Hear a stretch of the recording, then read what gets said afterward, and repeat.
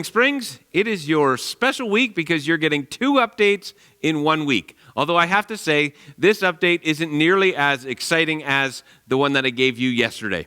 But I do want to talk to you about our in-person gatherings in regards to the new restrictions that were put on us on Tuesday by the provincial government. As you're aware, things changed because COVID cases continue to rise in our province. But the good news is, we've been following along with the restrictions very carefully, and so for us, the changes are very minimal. We are able to continue to have our in-person gatherings the way that we always have been, with a few minor changes and tweaks just to accommodate the new things that are on us, hopefully temporarily, only for a few weeks. And so what is it that's changing? 3 things. Number 1, we would ask you, please, to register if you're planning on coming. Most people have been really good at this. We have had occasionally people who come who have not registered, and we want to do our best to accommodate you, but it would be much better if we had a record ahead of time of everyone who's coming so we can ensure physical distancing and everybody has a good spot in the sanctuary.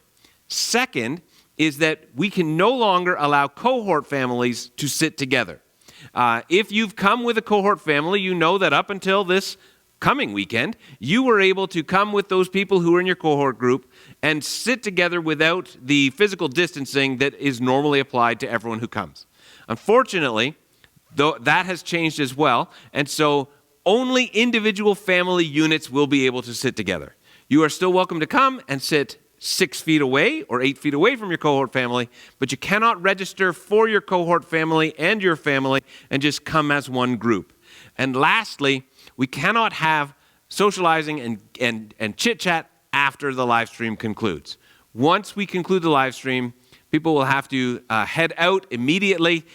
Just with the new restrictions, the biggest problem that they are seeing is the socializing that takes place. And what we have seen is that often during the socializing that takes place after the service, that's where potential problems exist, in that people are no longer staying 6 feet apart but getting too close together.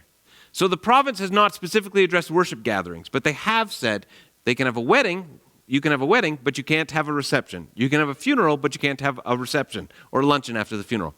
And so in light of that and keeping in mind with all of those things that the province has asked of us, we are making this change that after the conclusion of the live stream, both on Saturday night and on Sunday morning, we are going to dismiss you and we're going to ask you to go immediately to your vehicle and to head home. In light of all of that, please know you are still more than welcome to come either Saturday night or Sunday morning and be in the building for the in-person experience versus watching online. And whether you don't want to come because you're still not comfortable, or maybe you're not comfortable right now with the cases, or you don't like some of these changes that we are putting in place, forced upon us by the government, which we want to willingly submit to, you are always more than welcome to join us online. We love having you with us, whether it's here in the building or whether it's online, and we love the fact that you are walking with us through this crazy season.